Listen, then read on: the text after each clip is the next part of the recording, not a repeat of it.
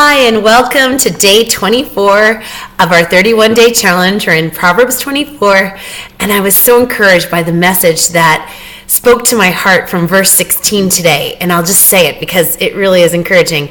For the righteous falls 7 times and rises again. So I'm encouraged because even connecting to yesterday and just the wisdom about not being envious, it even starts in verse 1 of Proverbs 24 today about, again, reminding us to not be envious of evil men or desire to be with them. So again, when we fall, even into something like envy, which I struggle with, that God is faithful to help us rise again 7 times over, or even more, I'm assuming, because we have God. When we desire to live for God, then He will help us to overcome these areas of our lives that cause us to fall. And so I'm encouraged that if we're pursuing a life of wisdom and righteousness, that we are making strides, but there will be the reality of falling into temptation at times. We're not perfect. There's nobody here on earth that's perfect. The only perfect human and was Jesus, and He was all God and all human at the same time. So He is our standard,